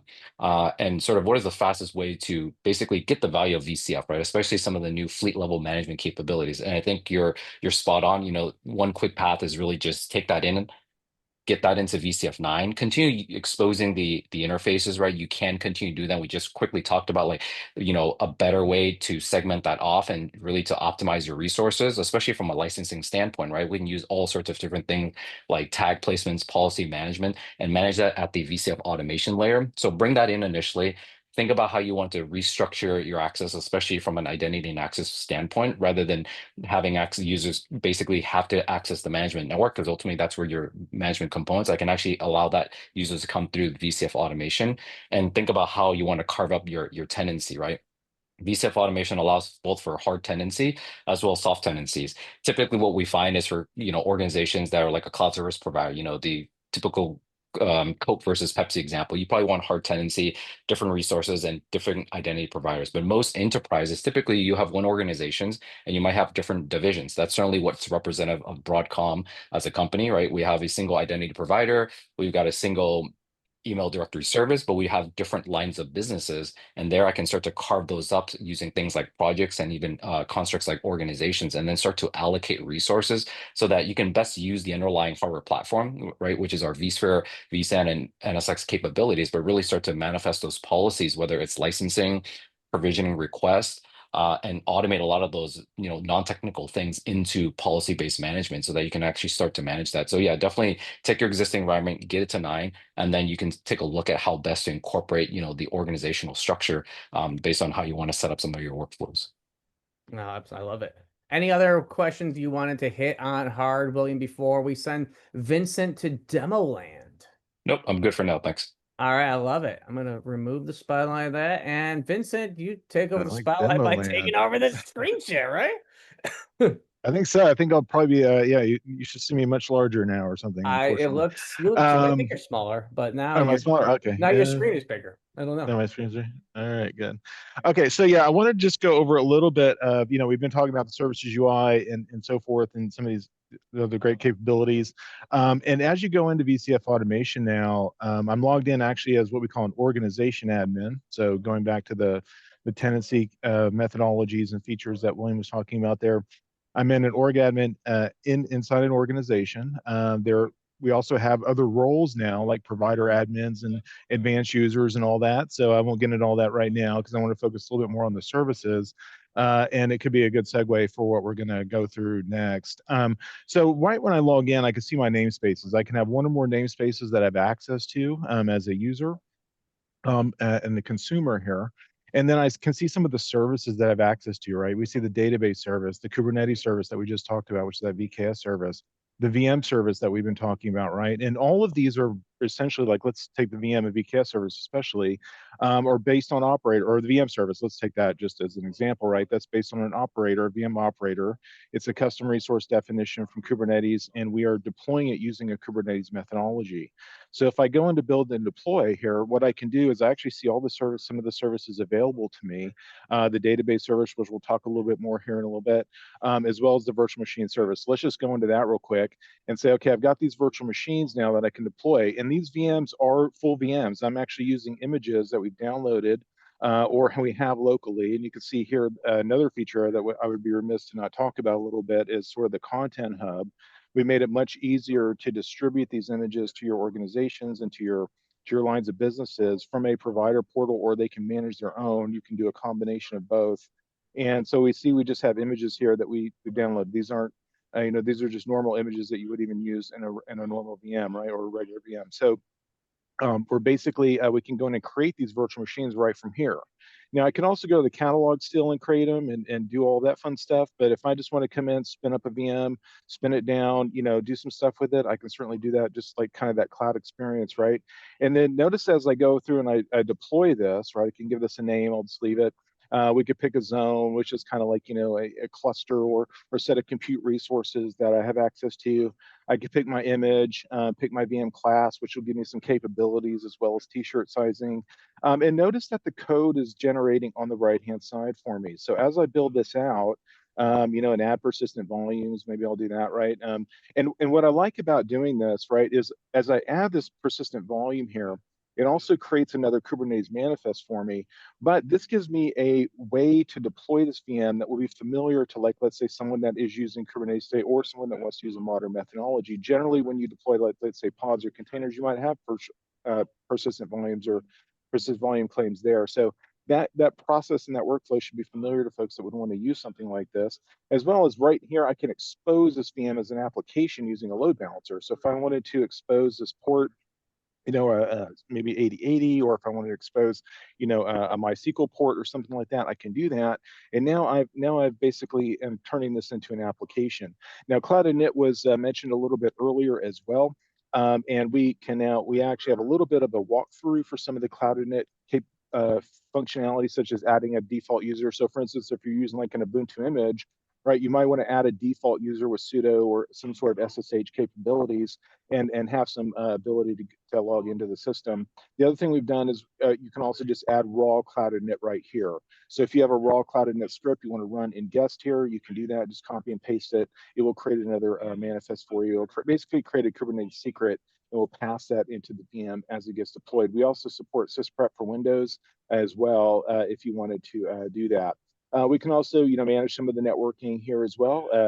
These are basically, when we add these network interfaces now, in this lab, we're using NSX VPC, obviously, and we can create subnets right from here or just consume existing subnets on that VPC and identify some of our network.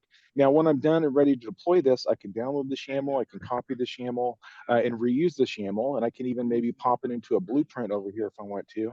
If I'm not familiar with how to create a Kubernetes blueprint, I could maybe come over here to, like, let's say a blueprint and go to my Ubuntu virtual machine or something like that.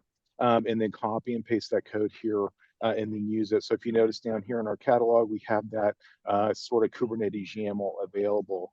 Now, the other thing I want to bring up here is we can also do that with Kubernetes clusters as well. We can go in and create a Kubernetes cluster. We can also go in here, and this is something fairly, recent, I guess, in the 9.0 days here that we can do is create databases. This is from our database services manager instance. I won't steal Eric's thunder here, but this is essentially a way for us to include a database into it, and we can even do that from the blueprint designer, right? So let's say that we want to come in here and create a Postgres database. We can do that from the catalog as well. So those options are available for you in the services UI for more of your folks that want to spin things up, spin them down, or maybe have that more advanced.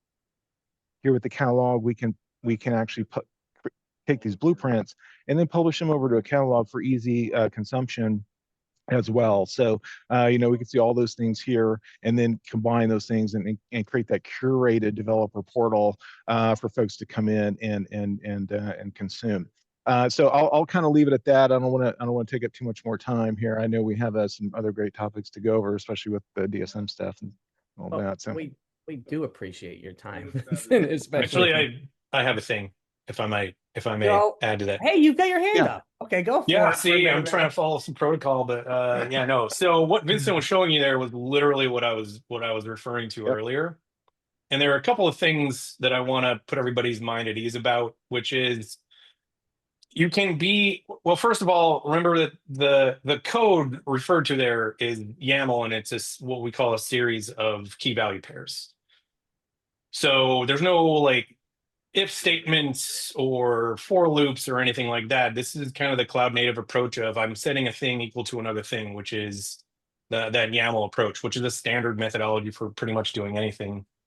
So therefore, do you have to be a master of development and code to do this? And the answer is usually no, unless you want to. The second thing is I get a lot of questions as a former platform engineer and as somebody who's done a lot of the automation stuff is, well, hey man, we're using Terraform and we're using Ansible and all of that. And the consolation that I have for you is we can continue to meet you where you are with those things. But once you get onboarded, so which is to say that day one and day two, are things going to change? And the answer is typically no. You can continue to use those tools. But once you understand how automation does things in that cloud native way to where we're allowing for you to continue to use like your own CI/CD pipelines, for example, or even just very simply using UI, you'll find that the ability to provision those virtual machines are really just built in and easy to do. There is some front-loaded work and standing up organizations, absolutely. But the idea behind the cloud approach, and private clouds in particular, is I am now, as a technologist and as an engineer, I am now proactive. I let the policies do all the work. I let the automation do all the work. And now what am I able to do? I'm able to do things that are a force for innovation for the organization for which I work. I can now look at capacity planning rather than always being on my heels and firefighting. And it's especially true if you get used to this approach. So yeah, it's kind of really the best of all worlds. Thanks, Vincent. Yeah. And another thing too that I've really enjoyed, real quick, sorry, is being able to combine the VMs with the VKS and the other Kubernetes objects inside of one blueprint, and that's been really great. Oh, and one thing earlier, there was actually a question on the Terraform Ansible in the Q&A. Yeah, exactly. So that's exactly the approach. And also we do have a Terraform provider as well. So just want to throw that out there. If you do want to use Terraform to interact with the system and make that part of your workflow, you can do that, and then kick off some of the stuff I just showed as well. So just want to answer that live. All right, well, I want to pass things over to Mo, who, because we're all this talk about VPCs and some of the questions that are popping up on it, wherever Mo may be. Mo, go. I know you've got some things you want to share on that, because that is a very popular topic of discussion. Sure. Let me share my screen here. No, talk about the VPCs since conversation that came up a couple of times, right? And let's talk about those a little bit. 1 second here while I share my screen. Almost there. I don't see it yet. All right, can you guys see my screen? And we can see it looks great. Awesome. Yeah, so we did have a conversation about this, and what is VPCs? What is it that we keep talking about? And it kind of goes back to that great conversation William Lamb had about what we were trying to do in making this this capability as far as network is available for your private cloud. So what I want to explain here is what I'd like you to focus on is think about AWS Azure capabilities, right? First thing you're going to go set up, and if you go set up an AWS account and you want to build your first application there, first thing you're going to get set up there is a VPC, it's a virtual private cloud. We coincidentally use the same name here as far as the naming goes, but a VPC, a VNet in Azure, like similar capabilities, similar capacities that we have there. And what we're usually used to in an IT environment is shared infrastructure where I'm going to go create a VM there, and then I'm going to go request a VM. Somebody's going to set up the networking for it, and somebody's going to set up the security for it. But rather, when you're talking about a cloud environment, now you're talking about something that has a multi-tenancy inherently built into it. You go set up a VPC. That VPC can give it out to a developer, application team, and they go build their application there. You have certain layer of security around it, not necessarily affecting your environment. So that's the capability we are bringing to your private cloud with a VCF NAT. So as far as the VPC goes, it's exactly what it is. It's a bubble, and you can have as many subnets in it. These subnets can be public subnets, private subnets. So the first time you set this up, you build your VCF9 environment, NSX is part of it. It's built in there. It's installed by default. As William mentioned, you can use it. If you decide to just stay with your VLANs, obviously, that option is always available. That's something that's always going to be there. These capabilities are built and ready. So you're going to go set this up, using or getting help from your network engineer for the first time, and just say, these are the subnets I'm going to use here. These are the subnets that are going to be routable here. And that's pretty much goes into the configuration, the original configuration of setting up this network connectivity for the VPC. But after that, what we like to do is we like to let the sysadmins and people that have access to vCenter to go create networks in there. Similar way to they go create the VLAN DVPGs today in their VDS environment. So all these VPCs capabilities can be set up in vCenter now. We're going to make it easier to adopt and make it easier to use for users in our vSphere admins or cloud admins in our VCF9 environment. So you have subnets in there. These VPCs, as I mentioned, you can create them inside your vCenter. You can have public and private subnets. Public subnets are subnets that are routable that can go to other VPCs. Private subnets live inside here behind a NAT. So they're inherently more secure. For example, if you have use cases like we talk about, our new VKS capabilities, and there are subnets in there that don't necessarily need to, communicate to anywhere else. So these could be private subnets. So yeah, those inherent capabilities that are existing in there for multi-tenancy and security. And as I mentioned, created right in the vCenter. We have a little quick demo here we'll show you guys in a minute. And then also can be automated using ARIA automation, VCF automation. And another cool thing here is by default, these are all secure from each other. There's no communication between them unless you specifically allow. So again, building those, from the network up, building those zero trust in your infrastructure capabilities. Now, obviously, there's going to be a lot of questions as, how does this run? And, that would be a longer conversation, but I figured, this is probably a good base to start and understand this is a bubble. You put subnets in it. Just think of it as a, AWS VPC or Azure VNet that you're going to create in your environment. No, thank you. Thank you.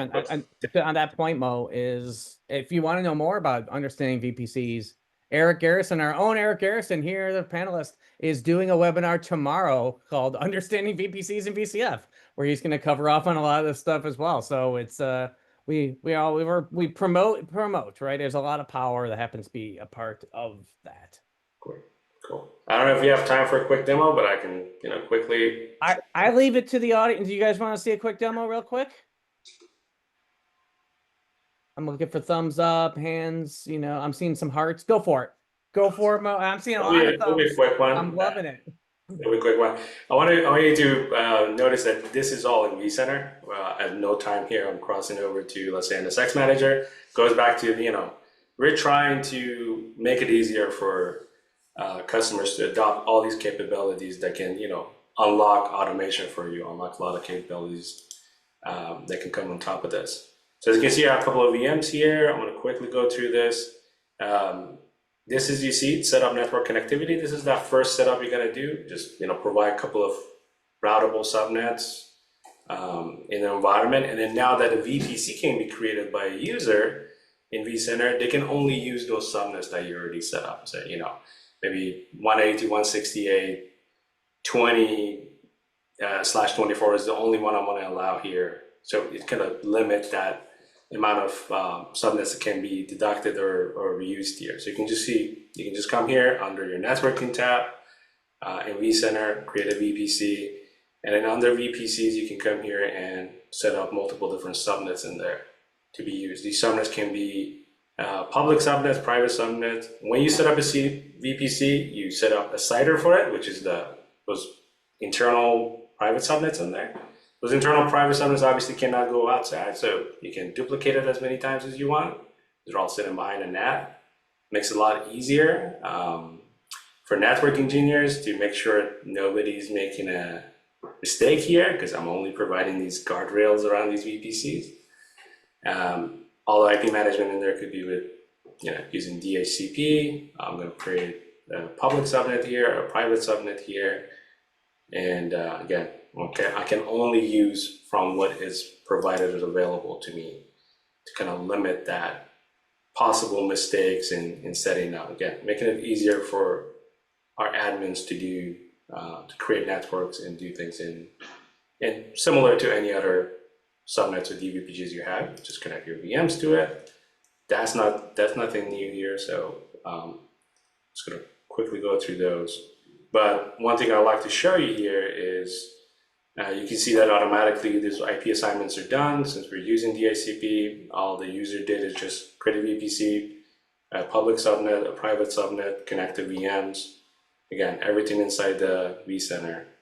And as you can see here, now we have a VPC with a public and private subnet, which whatever is inside the private subnet cannot go out and talk to the rest of the environment, but whatever is in the public subnet, now it's routable to the rest of my environment. We'll pause here since we limited time. Oh, that's absolutely perfect. Eric, I know your mic's working now. Where are you? Where are you, man? I'm here. So Just yeah, trying to hide in the shadows. That's all. that's perfect. Yeah. So Eric, feel free to say join my session tomorrow. Yeah, please do. We're gonna spend about an hour going into the VPCs and talking about the gateways and all of that fundamental construct that's needed to make this happen. We're not going to do any demos. We'll run one quick iSIM to just kind of show how it's done within vCenter. But the whole purpose is really to demystify some of this and talk about, in depth at least, especially the natting, because that seems to be the most confusing part of this is what's a public network, what's a private network, how do we get from point A to point B, what's allowed to talk to who, and how you can make that happen. So we will be going over that in depth tomorrow at 1 o'clock Eastern. That's awesome. So now one of the next myth I see show up on my list, right? It falls as myth number 9, is what does a $1 trillion AI company know about AI, right? And it's AI and data services and databases. So with that, I'm going to kick it over to Kim initially to kick us off on this journey around databases and AI, and then kind of go through some of these pieces. And we're going to follow that up with a disaster recovery, and then we'll see where we fall in the time of things. Hey, there's Kim. Hey, thanks. Thanks, everyone. So I'm not really going to show any slides right now, but I just want to talk a little bit about Data Services Manager before I pass it over to Shawn to talk a little bit more about private AI. But from a Data Services Manager perspective, this is, we talk a lot about VCF, and we've talked a lot about VCF being your private cloud, your on-prem cloud, and Data Services Manager gives you that functionality that you don't that without that functionality, without those services, you don't really have a private cloud. There is no public cloud that doesn't offer data services on demand, being able to give your internal customers, your application teams, your app owners, the ability to spin up, those Postgres databases and those MySQL databases on demand is critical. But now we're also introducing support, and this is very much based on customer feedback. We are now working towards supporting SQL Server as well in a cloud operating model. So that means we are delivering the capabilities around SQL Server the same way that we are for Postgres and MySQL, which means that we are leveraging containerized SQL Server. We are delivering this as a service. You still go through Microsoft for licensing and for support, but we'll also be able to offer that now very easily on demand, gives us, makes it very easy in minutes to do upgrades and patching, scaling up, scaling out, right sizing, all of those sorts of things. And this can be done either using the DSM UI or API if you really want to, or more importantly, being able to do this easily through ARIA automation, like we talked about earlier, and like Vincent alluded to earlier, right?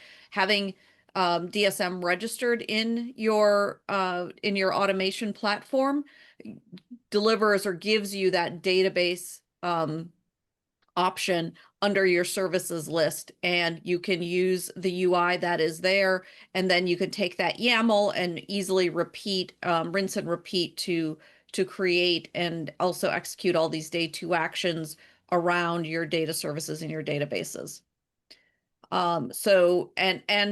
Like William, I think it was mentioned as well, we are leveraging Kubernetes and containerized data services under the covers within DSM. For now, that is, customers don't need to understand and know how to manage that. DSM takes care of the management of those containers and all of the Kubernetes components for you today. You are able to leverage our, Kubernetes API for DSM. Again, if you want to integrate, the integration will be baked in with VCF automation, but you will be able to leverage, you can also leverage the Kubernetes API if you want to integrate that with a different catalog or a different mechanism. So with that, that's my 10,000 foot 2-minute overview of DSM. And I want to make sure that Shawn has plenty of time to speak, but happy to dive in deeper. There is a hands-on lab available, 264901, if you're interested in playing with it and trying it out yourself. But yeah, otherwise feel free to reach out if you have any other questions. I love it. Thank you. Absolutely. Yeah, that's the people think they know what they're doing with the databases until they realize no one's managing some of these funds, right? Unless you have dedicated teams, right? And I have even with dedicated customers, teams, right? Absolutely. And even if you have dedicated teams, like I was talking to a guy who's kind of like the Postgres DBA for his organization. He was hired specifically to support Postgres in this organization, but it takes him thousands of lines of script code to be able to, easily deploy and not even really manage these databases. It takes thousands of lines of code to deploy a, 3-node SQL Server instance as opposed to, pushing a button. So, I had a customer that found our HOL and was selling it to his teammates demoing it from my hands-on lab to, and I was helping him get it deployed yesterday. So they're super stoked. It's really pretty straightforward. That is the right way. I mean, the hands-on labs, they're available. They're accessible. All right. Absolutely. Alex, are you out there?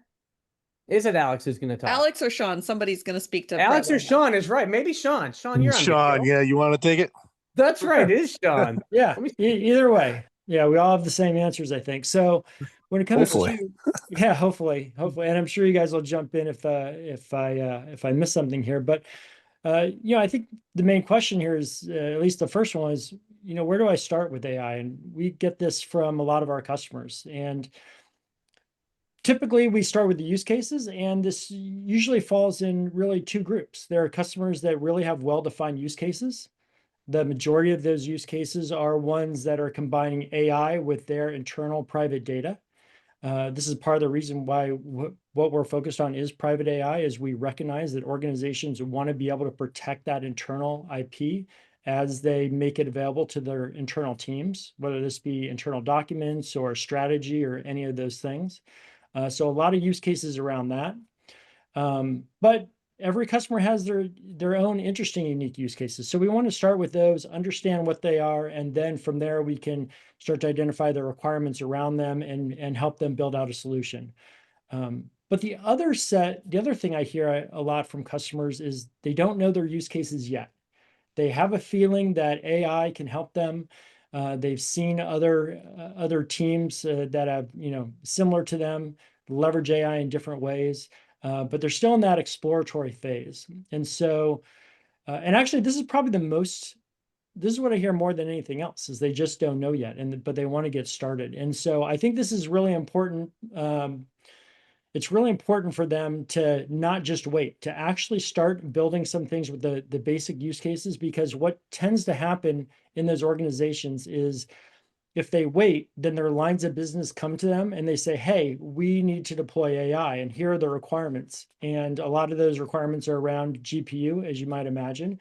And GPU has long wait times. Setting up the infrastructure has long wait times.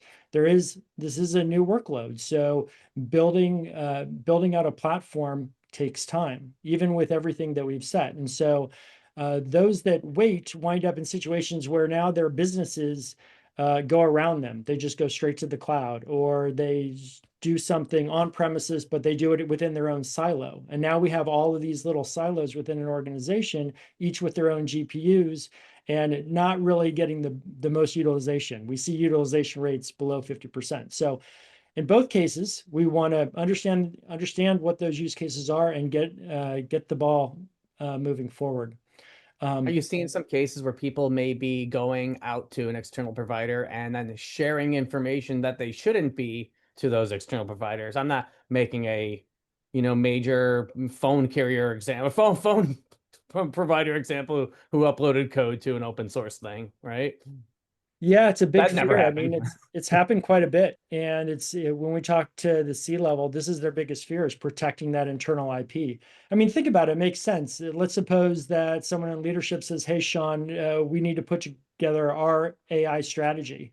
And of course, I have access to all these docs, but I'm short on time. So the easy button for me is to take some of those docs, upload them in ChatGPT, and say, hey, with these docs, answer these questions, write me a 2-page report, summarize these things. And ChatGPT would do a great job of that. The only problem here is I've just taken our internal IP and potentially exposed it. So, and of course, depending on where you go, there's different degrees of safeguards, but the best thing you can do is keep that information protected. So yeah, this is a key concern. Once you've started down the path of you've either determined your use cases or determined that you're more in just an exploratory phase, then it's like, all right, well, what do we set up? What do we need from an infrastructure point of view?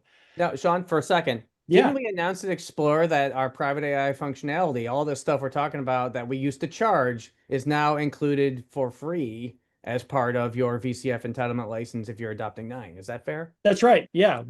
As you adopt 9, all of the pieces that we used to have as a separate add-on are now included. And that was actually one of the questions that got asked earlier. So it's quite a bit when you think about it. Just to touch this really quick, we have a new set of services that we released over the summer So this is what we call a model store. This is Harbor, but we can leverage open source Harbor, which used to be leveraged only as a container repo. Now we can use that for models as well. We have a model runtime that allows you to deploy model as a service behind an API gateway. So that actually is probably the most powerful, in my opinion, of all of these, but it's really, it takes only just minutes to get a model deployed, literally measured in minutes, to go from pulling a model down to deploying it. Not just, hey, I have a model sitting in a VM somewhere, but a model deployed within a cluster, and load balancing if you want to have multiple replicas of the model, high availability, all behind an API gateway. So a very enterprise-centric approach to deploying models. There was that new vSphere 9 update that made movement of virtual machines with heavy GPU type stuff that was very slow, got to under a second. So it used to be like dozens of seconds or longer, and now is actually able to move from one GPU device to another, right? I mean, yeah, that's another capability that is there. Now, that's not always needed. It depends on the situation. In some cases, it doesn't make sense to vMotion the virtual machines that have the model, because they're part of a cluster, a Kubernetes cluster, and there are just other ways to handle the high availability. You have to remember that when you have questions being asked against a model, these tend to be really short-term interactions. And so it really is easy to drain one of these nodes and then just shut it down if you need to do maintenance or things like that. But in cases where vMotion makes sense, we have it, and we really have that stun time that you're referring to has been significantly reduced. So that's a good thing. So we really have a great story around models, but we have a good story around data as well. Data indexing and retrieval.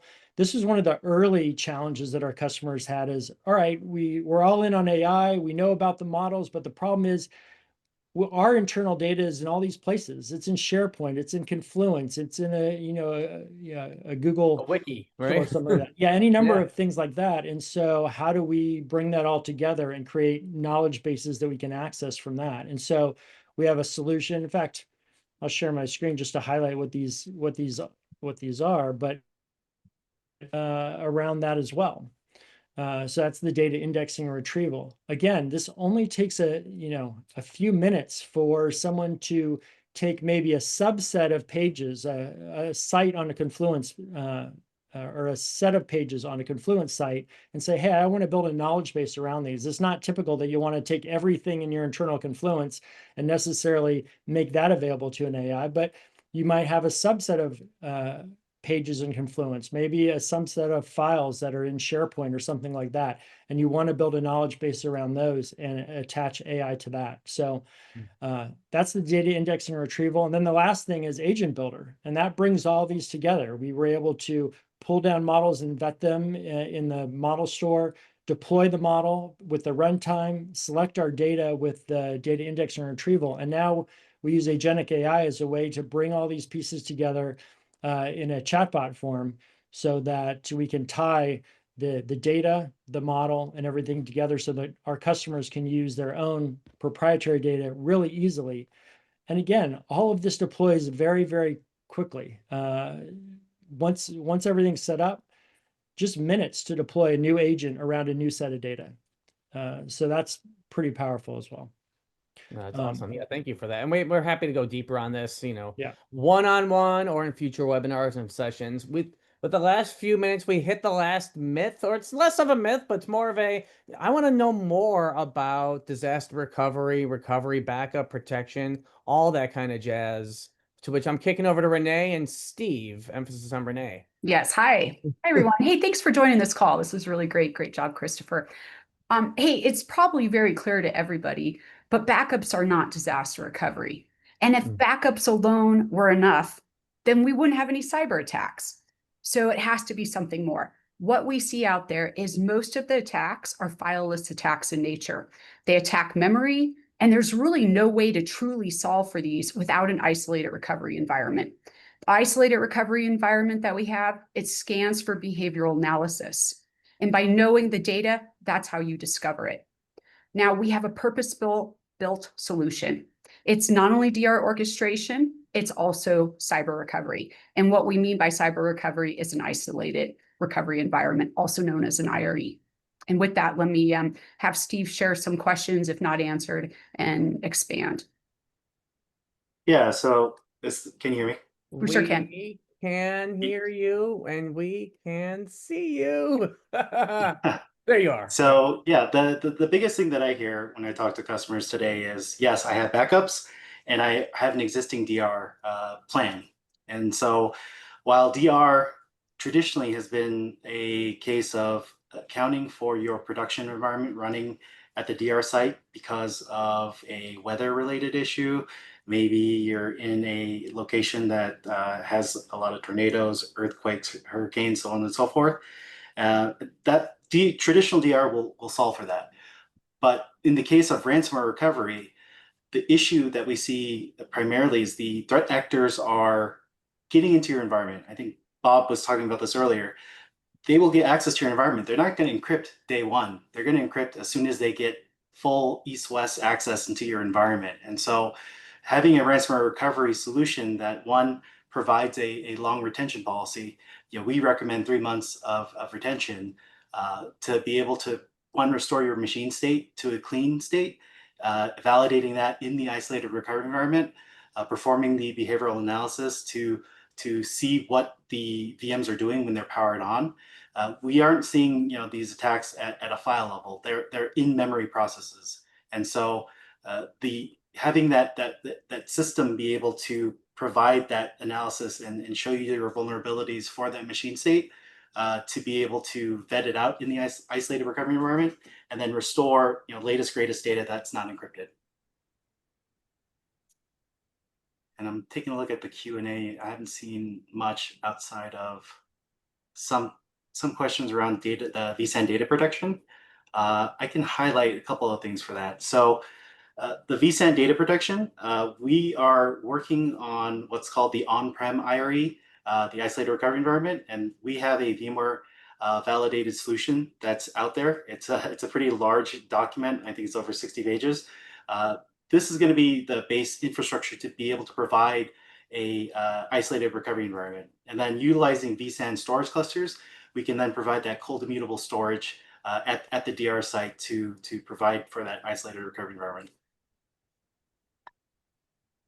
That's now, it. I'd say one question, because I get this question asked very common, like what's the difference between what I'm doing today, right? I'm vSphere 8 and maybe unsupported 7, hopefully running 8. But on vSphere 8, I maybe VCF 5X, or 5.2. Like what does 9 bring to the table that's different or better, from what I may be doing today, or how can I adopt this? How can I actually incorporate this as part of my, all my strategies? Yeah, so with VCF 9, right, we've made a lot of improvements with vSAN ESA to help provide a lot of the data protection suite within your environment. And so if let's say you're running, the unsupported vSphere 7 and also running, VCF 5.x or vSphere 8, the reality is moving towards VCF 9 will provide a lot of the data protection functionality. We also provide the hybrid cloud extension to help you migrate from those legacy environments into a greenfield VCF 9 environment as well. Oh, that's awesome. All right. Well, I want to, as I remove the spotlight, is it working? It is.